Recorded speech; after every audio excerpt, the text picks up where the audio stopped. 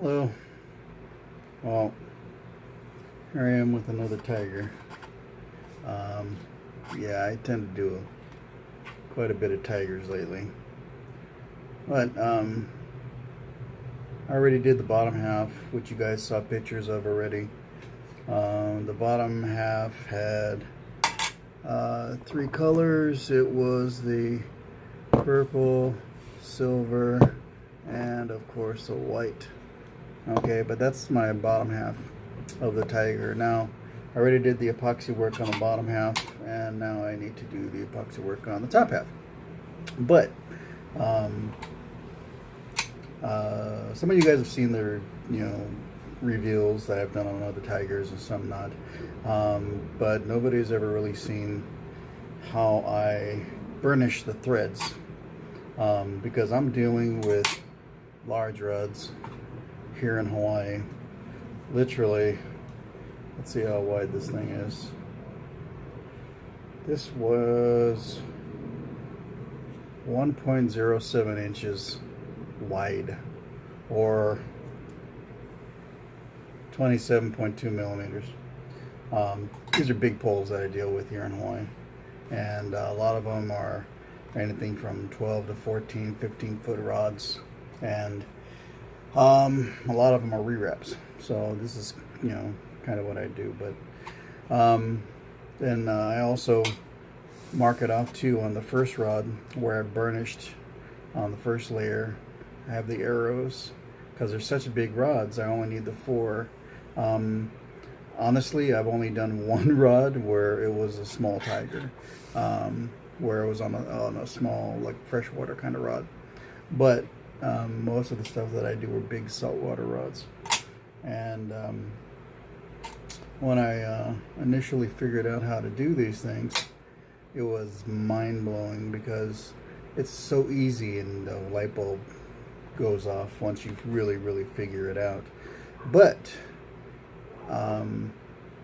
after that, it's just simple, but then you can, after you know the process, you can really start to play with everything. So I'm going to go ahead and burnish this. And when you're burnishing the top, the second layer of thread, you're always burnishing the opposite way of the first layer. So if you're going this way on the bottom, you go this way on the top. So it's pretty simple. Okay, but once the light bulb goes off, you'll get it too. But I just burnish each area right along that line.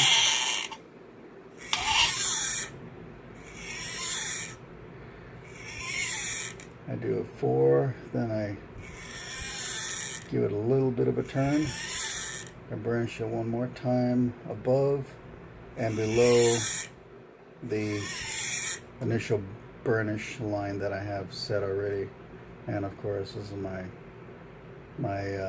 end cord, so I can cut it off, because I've got 3 threads on the bottom, and then I've got 3 threads on top, but I'm going to be sacrificing 2 of the ones on top. So right now, I just want to get my nice burnish in, and then I'm going to reveal this thing to you guys so you guys can all see the process. Okay, because I get a lot of comments on the tigers, and I just wanted to show you guys the last part of the process. This way you guys can try to understand how I'm doing it, how I'm doing my process, versus how some other guys might do theirs. I get a lot of movement out of my threads because I have such a big playing field on the thread.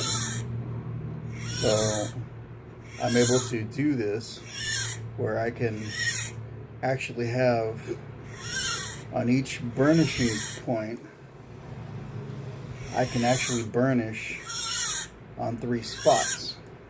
So I'll burnish, if you see the arrows here, you see the arrows, I'll burnish once here, and then I'll burnish 4 times here, and then 2 times above, and 2 times below the arrow that I've already set. This way I get a lot of movement, because then it really pushes the thread. Another thing too is you make sure that you're wrapping in the right directions, because the bottom half of it you have to wrap, well, either way, it doesn't matter which way you wrap the bottom half. It's either this way up the pole or down the pole, whichever. But once you've wrapped it up the pole, then you can wrap it down the, when you do the second layer on the top layer, you wrap it from whatever the opposite is. So you're literally doing opposites the entire time. So you wrap the bottom from here to here, going that way, and then the top layer, once you've epoxied the bottom layer, you're wrapping from this side that way to the butt of the rod. And that's really going to give you a lot of movement. And then you can play with it. I've seen some guys where they've come up with some really good ideas as far as movement, and even doing like cross patterns inside of the tigers, which I really personally I like, and it's something that I'm going to play with later on. But right now I'm just doing this. So I haven't even done the little fancy finish wraps on top of this. It's just a regular straight the teal color, blue, not blue, but red or whatever, purple. But we're just doing this right now. And then after, I'm going to go ahead and do a third layer of thread, which is going to be the finish, you know, all the different, you know, fancy designs and whatever. So, but I wanted to show you this one straight out of Burnishing It, how it's going to look, because this is going to be a surprise to both of us, or all of us, however you want to say it. But make sure when you do it that you release your band, your dry band, because you don't want to pull these.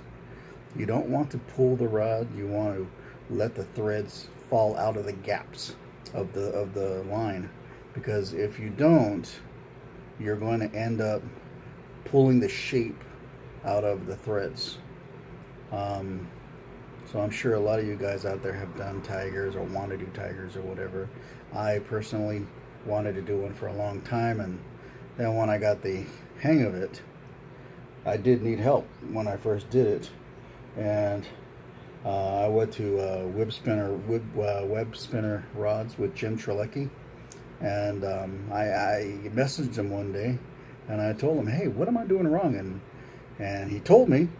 And ever since then, it's just been, you know, awesome to do these things.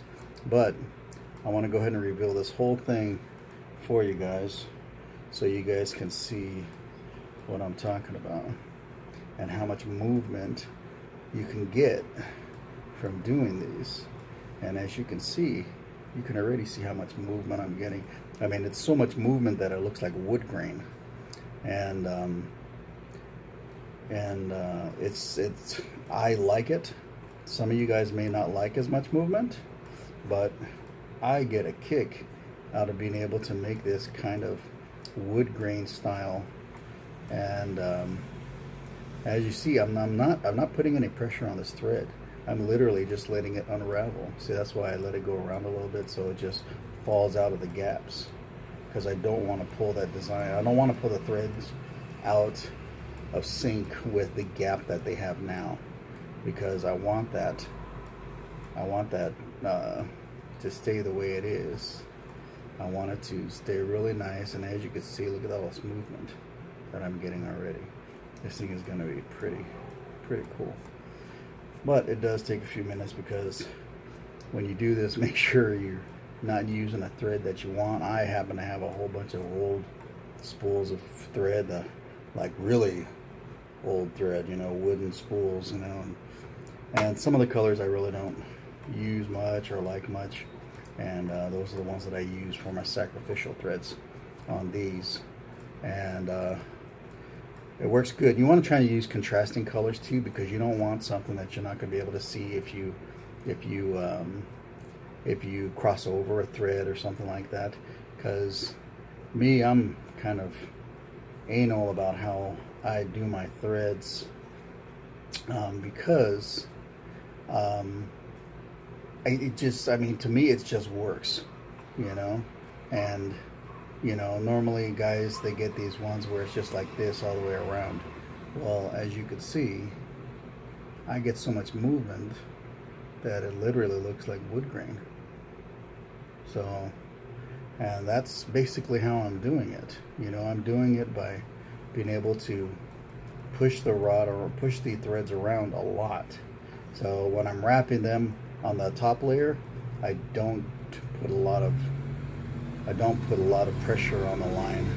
I make sure that they are wrapped kind of loose. So when I do finally do the reveal, and it gives a lot of movement, and to me, that's the thrill of doing a tiger, is being able to get that crazy movement with this. And to think that this is just thread, but if you learn how to move it and contort it, you can really get this kind of movement out of it. Now, some of you guys I've seen do get quite a bit of movement, but I've seen a few. Let me see, never, but I've seen a few with a lot of movement. I see a lot of guys that just really like the zigzag look and the uniformity of the threads, but I'm not one of those. I mean, you get them because sometimes you can't control it, but on the other hand, you do have a certain amount of control of how you move the threads and how tight you put the threads. Because again, if you do too much tension, you're not going to get the movement that you want, and you're not going to get the desired look that you're looking at. So here we are at the end. Booyah. Okay, let's see how much bad thread we got here. Oh yeah.